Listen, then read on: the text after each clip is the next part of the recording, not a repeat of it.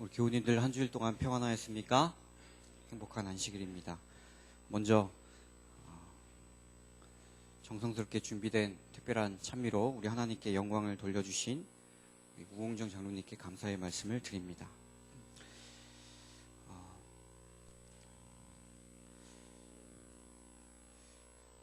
오늘 잠깐 화장실에 있었는데 어린이 목소리가 들렸습니다. 어린이들끼리 얘기하는 소리를 들었어요. 야, 오늘 설교 누구셔?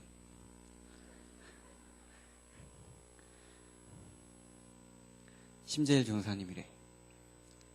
제가 화장실 안에서 얼마나 조마조마했는지 모릅니다.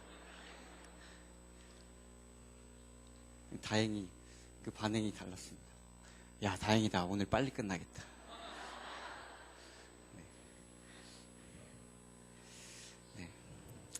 먼저 우리 그 어린이가 누군지 모르지만 화장실에서 들었으니까 남자 어린이겠죠. 먼저 그 어린이에게 미안하다는 말을 전합니다. 제가 설교는 20분, 30분 해도 충분하다는 거 배웠지만 성경 공부는 2시간, 3시간을 해도 모자라다는 그렇게 배움을 받았기 때문에 어린이에게 미리 미안하다는 말씀을 전하겠습니다. 우리는 지난 주까지 신명기에 이르는 성경 개관 연구를 하였습니다. 창세기부터 신명기까지 모세오경을 쭉 배우게 되었어요. 그리고 오늘부터는 역사서에 들어가는 여호수아 부분을 함께 다룰 것입니다. 특별히 오늘 같은 경우는 여호수아서 1장부터 24장까지 쭉 우리가 한번 간단하게나마 훑어볼 생각을 갖고 있습니다. 자료는 딱 한 장입니다. 앞에 화면을 같이 보시면서 혹 메모할 사항이 있으시면 메모하시면 되겠습니다. 아시는 것처럼 여호수아서는 여호수아가 기록했습니다. 애굽에서 430년간의 종살이하던 그 시절이 있었고, 그리고 출애굽과 광야의 삶 40년의 험난한 세월들 포함해서 약 470여 년의 시간이 흘렀습니다. 아브라함의 후손들은 젖과 꿀이 흐르는 약속의 땅 가나안을 눈앞에 두고 지도자 모세가 아니라, 이미 모세는 죽었고요, 여호수아와 함께 가나안에 들어가게 되는 것입니다. 그런데 이미 하나님께서 아브라함에게 이미 가르쳐 주신 내용들이 있어요. 창세기 15장 26절입니다. 내 자손은 4대 만에 이 땅으로 돌아오리니라고 아브라함에게 이미 말씀하셨습니다. 과거에 아브라함에게 하신 이 약속이 아주 신실하게 이루어지는 감격적인 장면이 어디서 이루어지는가 하면 여호수아에서 이루어지는 것입니다.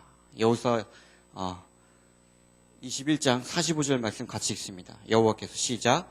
여호와께서 이스라엘 족속에게 말씀하신 선한 일이 하나도 남음이 없이 다 응하였더라.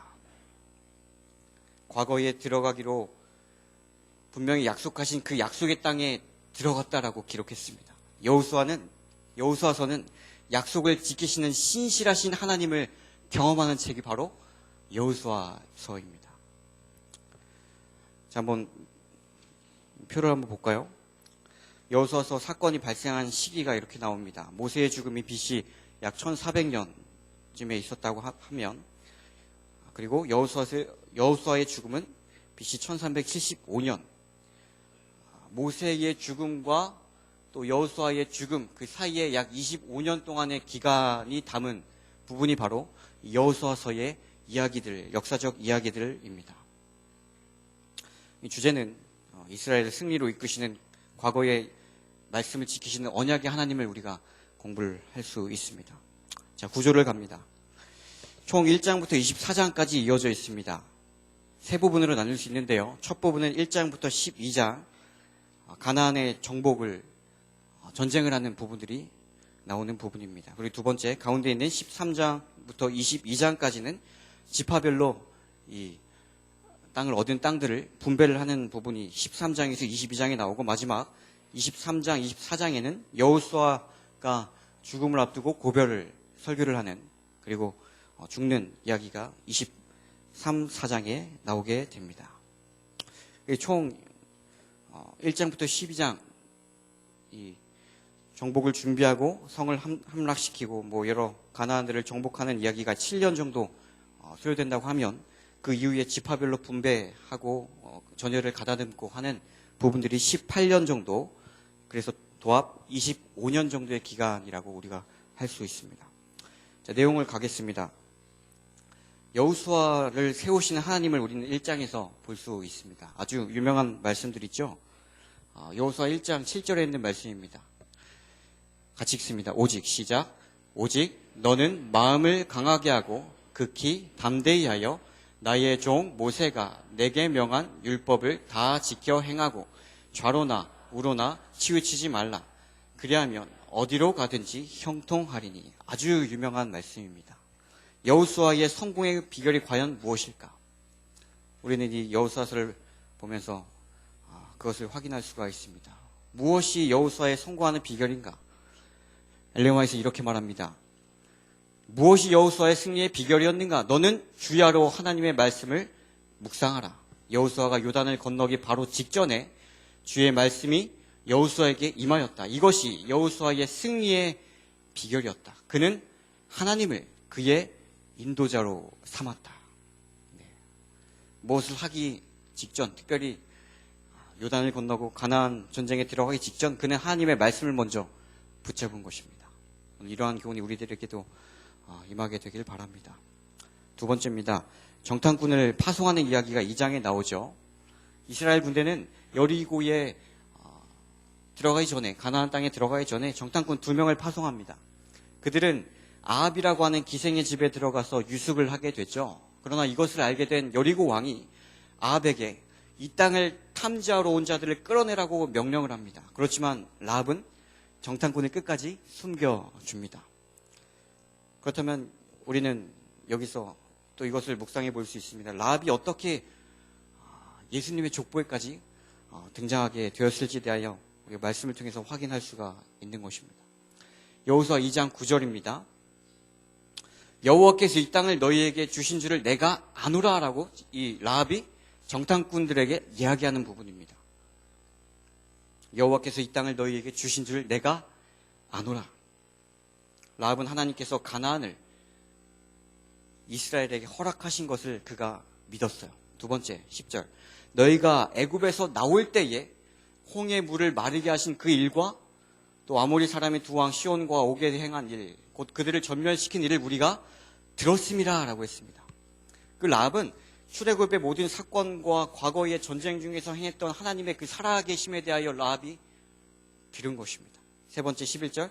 이 모든 것을 통틀어 그가 신앙 고백을 하기를 너희 하나님 여호와는 상천하지의 하나님이시다라고 하는 놀라운 신앙 고백을 합니다. 그래서 믿음장 11에서 11장에는 그를 기록하기를 믿음으로 기생 라합은 정탐꾼을 평안히 영접하였으므로 순종치 아니한 자와 함께 멸망치 아니했다라고 했어요. 라합은 그의 믿음을 행동으로 표현했습니다.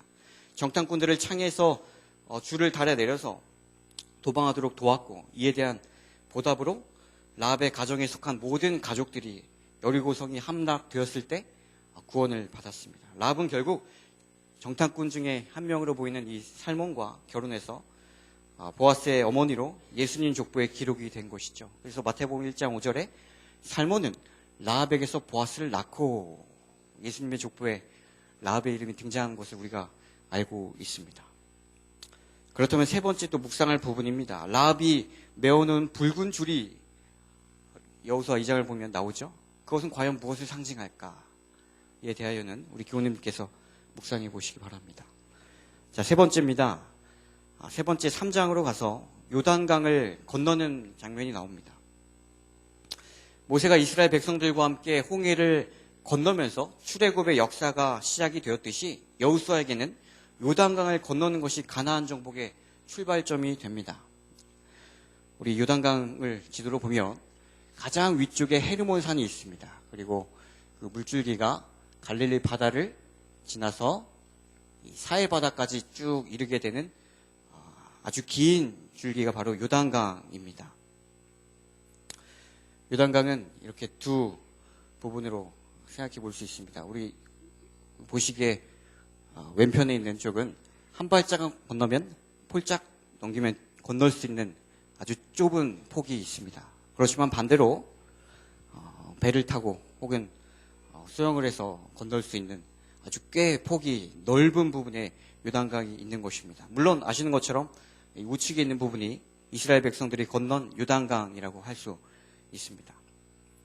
네 번째 묵상 질문입니다. 요단강을 건널 때 하나님께서 이적을 베푸셨어요. 그런데 왜 이적을 베푸셨을까에 대하여 우리가 질문을 던질 수 있습니다. 왜 그렇습니까? 여호수아 3장 16절입니다. 곧 위에서부터 흘러내리던 물이 뭐 했다고 했습니까? 그쳤습니다. 그리고 가까운 아담읍 변방에 일어나 그 물이 쌓이게 됐어요. 그리고 끝에 보니까 물은 완전히 끊어짐에 물이 그치기도 하고 물이 쌓이기도 하고 물이 끊어졌습니다. 17절에서 또 제사장들이 요단 가운데 마른 땅에 굳게 섰다라고 했습니다. 물이 마른 곳입니다. 하나님께서 왜 이런 기적을 일으키셨는가? 한번 같이 읽어볼까요? 요단강 물의 흐름. 시작. 요단강 물의 흐름을 멈추신 능력은 40년 전에 저희 조상들 앞에서 홍해를 가르신 능력과 동일한 능력이라는 사실이 온 이스라엘 백성들의 마음에 깊은 감명을 주었다. 이 기적은 이스라엘에게 하나님의 계속적인 임재와 보호에 대한 보증, 즉 하나님께서는 모세를 통하여 일하셨던 것처럼 여호수아를 통하여 그들을 위하여 일하시리라는 증거였다. 지금까지 선배들에게 귀로만 들어왔었던 과거의 그 홍해 사건을 이제는 요단강에서 후 세대들이 직접 체험하는 것입니다. 이렇게 가나안 정복을 위한 첫걸음에 있어서 요단강을 건너는 일이 하나님께서 놀라운 이적을 베푸신 이유가 무엇인가 하면 과거에 홍해를 가르친 그 하나님께서 과거의 선조들과 함께 하셨듯이 이제는 현재의 젊은 세대들에게도 친히 함께 하시겠다는 놀라운 보증이 되는 것입니다. 자, 네 번째입니다. 길갈이라는 아주 주요한 장소가 있습니다. 4장 5장에 되어 있는데 요단강을 건너고 나서 처음으로 진을 친 장소가 바로 이 초기 정복의 아지트가 되는 길갈입니다. 빨간색 표시로 되어 있는 부분이 요단강을 건너자마자 있는 장소죠. 길갈입니다. 아주 여리고와 가까운 곳이죠. 이곳에서 여호수아는 단을 쌓았고 할례를 행합니다. 특별히 할례는 전쟁 직전에 영적인 준비를 하는 것이라고 우리가 이해할 수 있습니다. 길갈은 이후에 여리고성과 또 아이성과 기브온 전투를 위한 베이스 캠프가 됩니다. 이후에 이스라엘 초대 왕이었던 사울이 왕으로 세움을 받는 곳이 바로 이 길갈이기도 했습니다. 그래서 한동안 이스라엘의 아주 중심이 되는 장소가 이 길갈입니다. 여호수아의 초기의 사역에 있어서 주요한 장소가 길거리였다고 한다면 그 파란색 표시로 된 실로가 있습니다. 여기는 여호수아의 후기에 여호수아 18장부터 나오는 부분인데 중심지가 되는 곳입니다. 법궤를 이곳에 두었고 또 회막을 세워서 제사를 드리고 땅 분배를 한 실제적인 장소가 이 실로가 됩니다. 나중에 엘리 제사장 시대에 블레셋의 이 법궤가 홈리와 비나스의 문제로 탈취가 되죠. 그때까지 법궤가 있었던 곳이 바로 이 실로가 되겠습니다. 자, 5번으로 갑니다. 6장을 보시면 여리고 성이 함락되는 아주 유명한 이야기가 있습니다. 우리가 6장에서 여리고성 함락을 보면서 여러 고민과 또 생각을 할 수가 있습니다. 5번째 묵상 질문인데요. 도대체 하나님께서는 왜 가나안의 모든 동물부터 시작해서 어린아이까지 다 죽이라라고 하셨는가? 과연 가나안 진멸령은 어떤 의미가 있는가?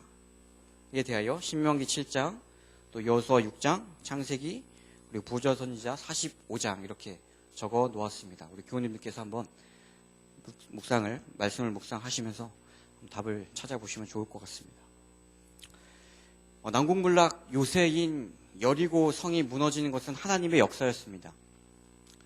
백성들은 믿음으로 여리고 성을 6일 동안 매일 한 번씩 돌았고 제7일에는 그 성을 7번 돌면서 제사장들은 나팔을 불었고 또 그 뒤로 여호와의 언약궤가 따르게 됩니다. 7번째로 나팔을 불 때 백성들이 아주 크게 외치니까 그 여리고성이 어떻게 됩니까? 무너지게 됩니다. 그렇다면 여기서 하는 또 묵상 질문 하나 있습니다. 여리고성을 도는 이 백성들을 매일같이 어쨌든 몇 번 돌았든 간에 매일같이 여리고성을 이 백성들은 돌았을 것이죠. 7일 동안 돌았습니다. 이들이 안식일을 만났겠습니까? 만나지 않았겠습니까? 7일 동안 돌면서 분명히 안식일을 그들에게 맞이했습니다. 과연 그렇다면 이스라엘 백성들, 이스라엘 군대에 있어서 안식일은 과연 어떤 의미가 있을까? 이에 대하여 교우님들 한번 묵상을 하시고 답을 찾아보시면 좋을 것 같습니다. 1930년대 영국의 고고학자인 존 가르스텐이 여리고성을 발굴했습니다. 여러 발굴한 학자들이 있지만 그 중에 한 부분을 내용을 안내해 드리겠습니다. 존 가르스텐이 이렇게 발굴을 하고 나서 이 기록을 남겼습니다. 외벽은 대부분 허물어져 그 유적이 경사면에 떨어져 있었다. 내벽은 성체나 망대와 접속된 부분에서는 내벽이 있는데 그 높이는 14m나 된다.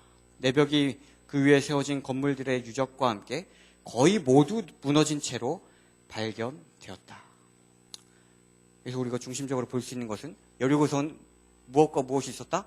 외벽과 내벽이 있었다고 이해할 수 있습니다. 이 복원 상상한 부분인데요. 크고 견고한 성읍 여리고성이 맞는 것 같습니다. 이렇게 외벽과 내벽으로 구성이 되어 있는데 좀 더 자세히 가보면 이 외벽이 있습니다. 바깥에 외벽이 있고 그 안쪽에 내벽이 있는데 그 내벽은 이제 여기서 14m라니까요. 그 위로 따지면 엄청난 높이의 성벽이었던 것을 우리가 생각해 볼 수 있습니다. 또 가르스텐은 이렇게 말합니다. 그 벽들은 바깥쪽으로 완전히 무너졌기 때문에 공격자들은 그 무너진 더미 위로 기어 올라가 도성 안으로 들어올 수 있었다라고 기록했어요. 이렇습니다. 이렇게 성벽이 있으면 무너지죠? 무너지면 어떻게 됩니까? 바깥쪽으로 무너졌다라고 했어요. 그러므로 그 무너진 더미 위로 기어 올라가서 성을 공격할 수 있었다라고 그는 기록했습니다. 또 발굴 작업 가운데 또 하나 아주 생각해볼 이해할 만한 부분이 무엇인가 하면 여리고성 내에는 아주 많은 항아리들이 곡식으로 가득 차 있었음을 그들이 발견했다는 것입니다. 곡식이 가득한 것을 발견했어요. 이것을 보고 우리는 성경적 이해 세 가지를 할 수 있습니다. 첫 번째, 당시에 이 가득한 저장 항아리는 추수가 된 지 얼마 되지 않았음을 의미한다라고 합니다. 여호수아 3장 15절에는 그 당시 시기가 나옵니다. 요단은 곡식 거둘 때가 되면 항상 뚝까지 물이 가득 차 올랐는데 라고 했어요.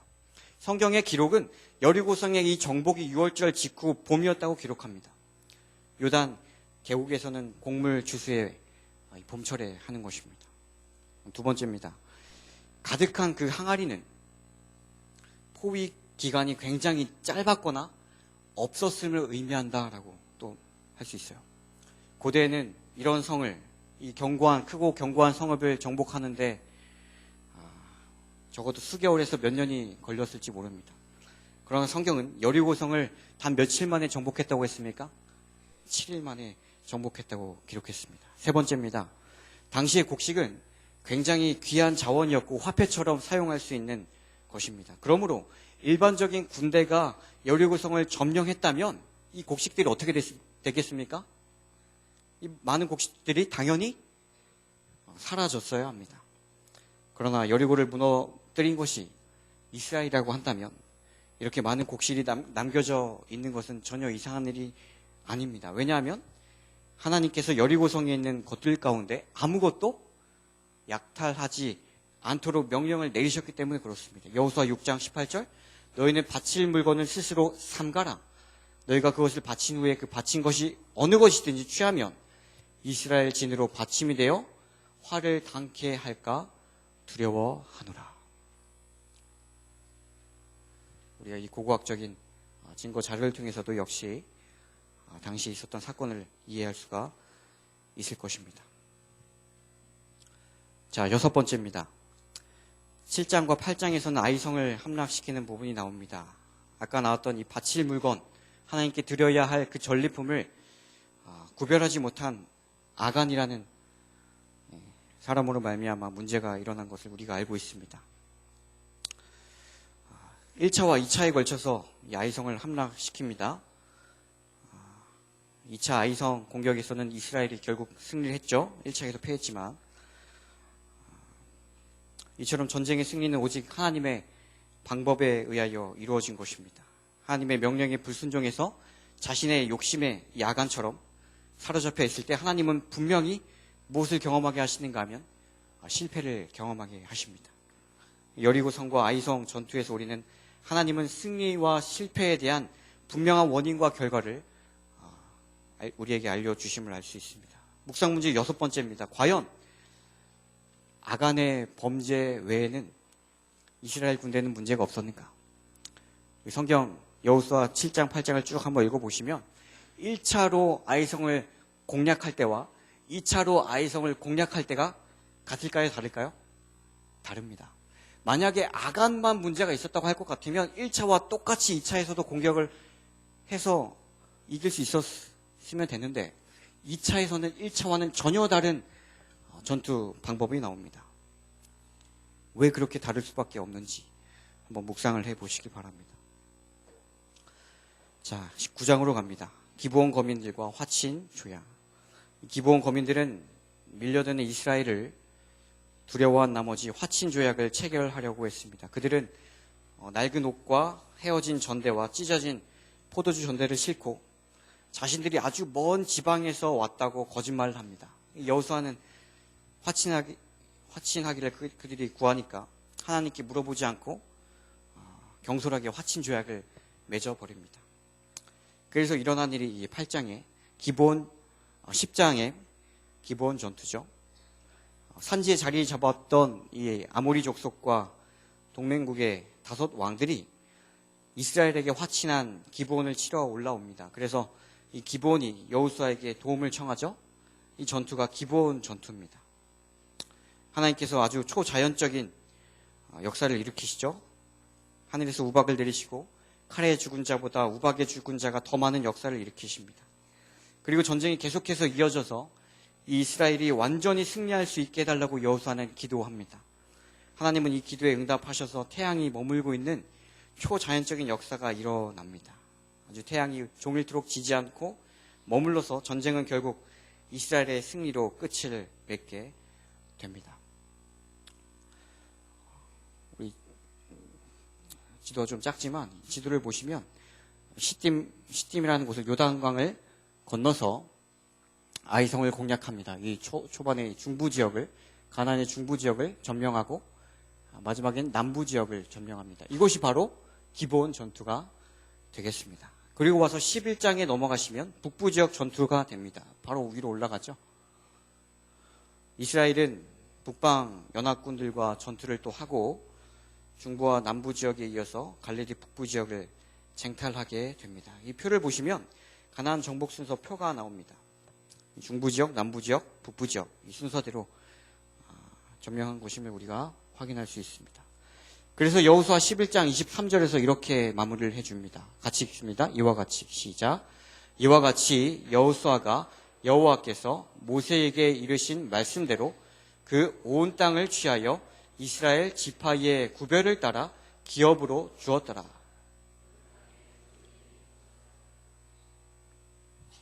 네. 중부, 남부, 북부 지역의 모든 전쟁을 마무리하고 이제 땅이 전쟁이 그쳤다라고 얘기를 합니다. 다음 10번으로 넘어가서 그 전쟁에서 얻은 땅들을 이제 13장부터 19장까지는 분배를 하는 부분이 나옵니다.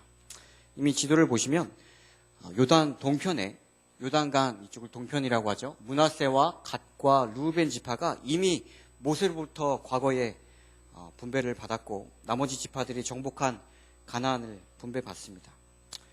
사실 아직 정복이 끝나진 않지만 이미 정복한 부분과 아직 점령하지 않은 부분을 구별하지 않았습니다. 그리고 모든 가나안 땅을 분배했어요. 그렇다면 우리는 또 질문을 던질 수 있습니다. 왜 정복하지 못한 땅을 분배한 까닭이 무엇일까에 대하여 우리가 묵상을 해볼 수 있고, 또 당시 분배의 원칙은 아주 철저하게 하나님 섭리에 맡기는 제비뽑기였습니다. 이 일은 여호수아가 제사장 엘르아살과 각 지파 족장들과 함께 행했습니다. 또 여기서 질문을 해볼 수 있죠. 당시 제비뽑기로 각 땅을 나누어 주었는데 과연 이것을 오늘날 우리들 교회에서도 적용할 수가 있을까? 우리가 구약에서 보면 특별히 신약까지도 오지만 여러 형태로 제비 뽑는 부분들이 나옵니다. 우리가 어떻게 이해할 수 있는지 가려 뽑은 기별 2권에는 이렇게 이해한다는 사실을 묵상해 보시면 좋을 것 같습니다. 자, 11번입니다. 이 분배 과정을 통해서 교훈들을 얻을 수 있습니다. 아주 중요한 교훈들이 있는데요. 먼저 갈렙과 요셉 지파와 여호수아를 통해서 우리는 교훈을 얻을 수 있는데, 갈렙을 통해 우리가 배울 교훈은 이것입니다. 여호수아 14장 10절입니다. 이제 보소서 여호와께서 이 말씀을 모세에게 이르신 때로부터 이스라엘이 광야에 행한 45년 동안을 여호와께서 말씀하신 대로 나를 생존케 하셨나이다. 오늘날 내가 85세로 돼. 그리고 12절 같이 읽을까요? 시작. 그날에 여호와께서 말씀하신 이 산지를 내게 주소서. 당신도 그날에 들으셨거니와 그곳에는 아낙 사람이 있고 그 성읍들은 크고 견고할지라도 여호와께서 혹시 나와 함께 하시면 내가 필경 여호와의 말씀하신 대로 그들을 쫓아내리이다.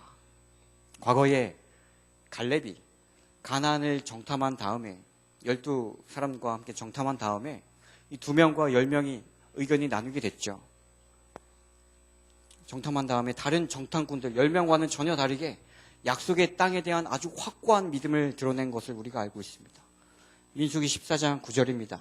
오직 여호와를 거역하지 말라. 또 그 땅 백성을 두려워하지 말라. 그들은 우리의 무엇이다? 밥이다. 라고 언제 했는가 하면 45년 전에 했습니다. 그런데 45년이 지난 이후에도 오늘도 그 믿음이 여전히 동일한 것입니다. 갈렙은 정복되지 않은 그 헤브론 땅을 요구하면서 그곳에 무서운 거인들, 아낙 자손들이 있을지라도 그 성이 크고 견고할지라도 하나님의 도우심으로 반드시 그 땅을 차지하리라라고 하는 그 믿음을 45년 이후에도 여전히 드러냅니다.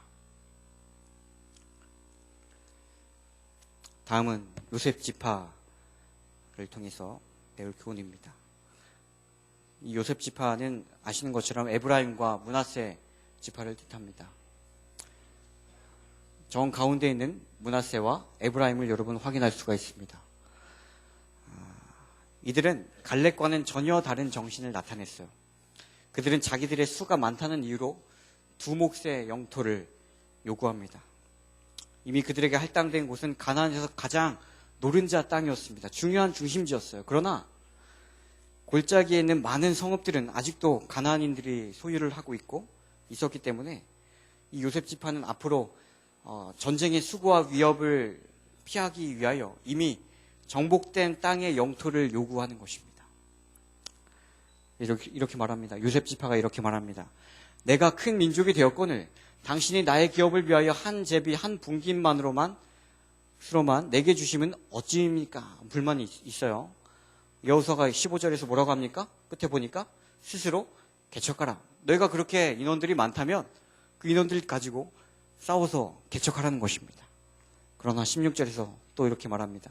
그 산지는 우리에게 넉넉지도 못하고 골짜기 땅에 거하는 가나안 사람에게는 철병거가 있나이다. 이 요셉 지파 그들의 대답에 이 불평의 원인이 무엇인지 말해줍니다.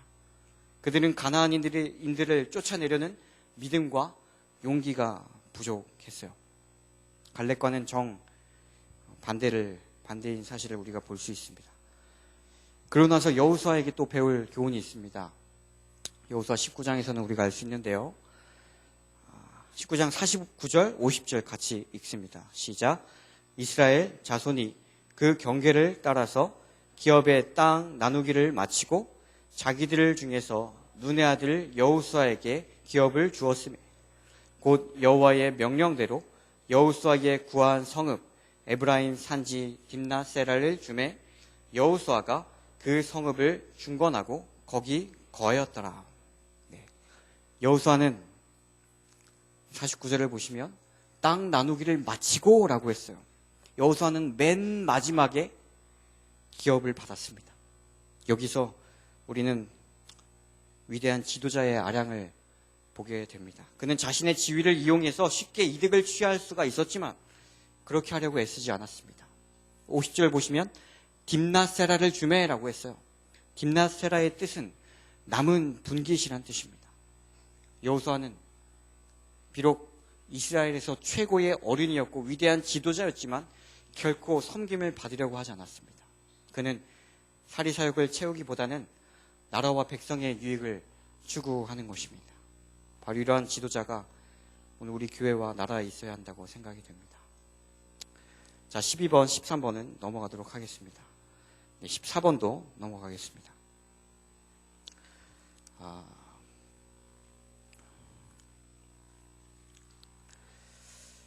여호수아가 이렇게 마무리 고별설교로 여호수아의 고별설교로 마무리가 됩니다. 우리는 여호수아서에서 1장과 그리고 마지막 장을 통해서 여호수아가 어떤 사람인지를 다시 한번 깨닫게 됩니다. 1장 1절에서 여호수아를 이렇게 표현하죠.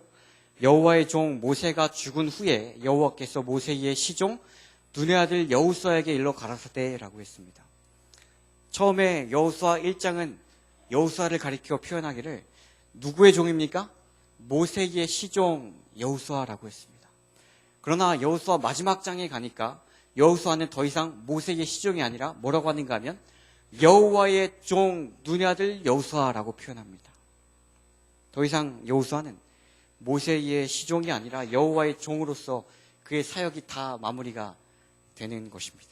그의 사역을 마치게 될 때 그는 아주 이스라엘의 위대한 지도자로 아름다운 영향력을 끼친 지도자로 이름을 남기게 됩니다. 실제적인 증거가 있습니다. 여기 같이 읽어볼까요? 시작. 이스라엘이 여호수아의 사는 날 동안과 여호수아 뒤에 생존한 장로들 곧 여호와께서 이스라엘을 위하여 행하신 모든 일을 아는 자의 사는 날 동안 여호와를 섬겼더라.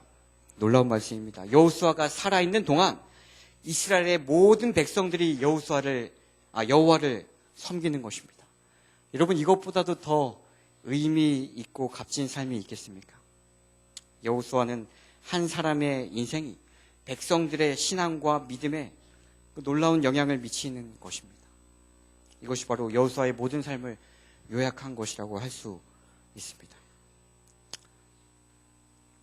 네. 15번에 요셉의 장사는 같이 둔 성경절로 요셉의 장사가 과연 어떤 출애굽의 역사와 의미가 있는지 한번 묵상해 보시면 좋을 것 같습니다. 자, 마무리하겠습니다.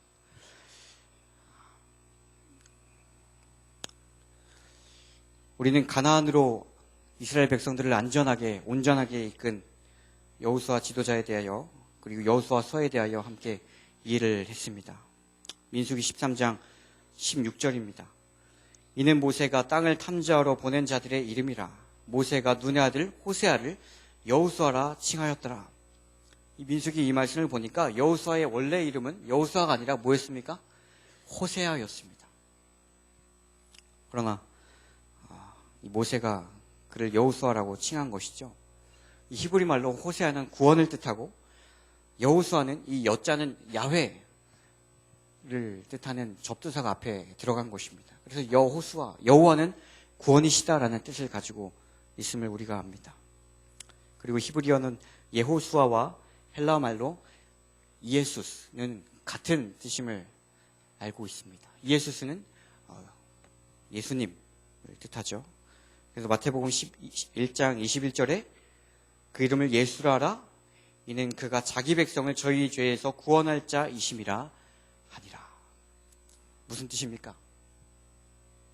여호수아가 이스라엘을 가나안으로 온전하게 인도했듯이 오늘 우리들을 하늘 가나안으로 인도하실 분은 구원자이신 예수 그리스도이시라는 놀라운 사실을 우리가 이 저녁 기억하게 되는 것입니다. 마지막 이 말씀 읽고 마치겠습니다. 로마서 8장 시작. 그러나 이 모든 일에 우리를 사랑하시는 이로 말미암아 우리가 넉넉히 이기느니라. 여호수아를 짧은 시간에 한번 훑어봤습니다. 우리가 이제 개인적으로 이 여호수아서를 읽고 묵상하시면서 가나안의 모든 전쟁을 승리로 이끄신 그 하나님을 또 배우면서 또 하늘 가나안으로 향하는 오늘 우리들의 발걸음에 어떠한 영적 전쟁들과 어려움이 있다 할지라도 우리를 사랑하시는 분으로 말미암아 넉넉히 이기고 승리한다는 그 믿음을 가지고 하늘을 향하여 전진하게 되기를 간절히 바라면서 말씀을 줄이겠습니다.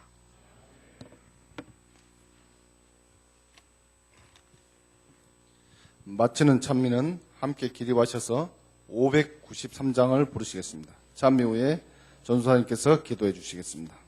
590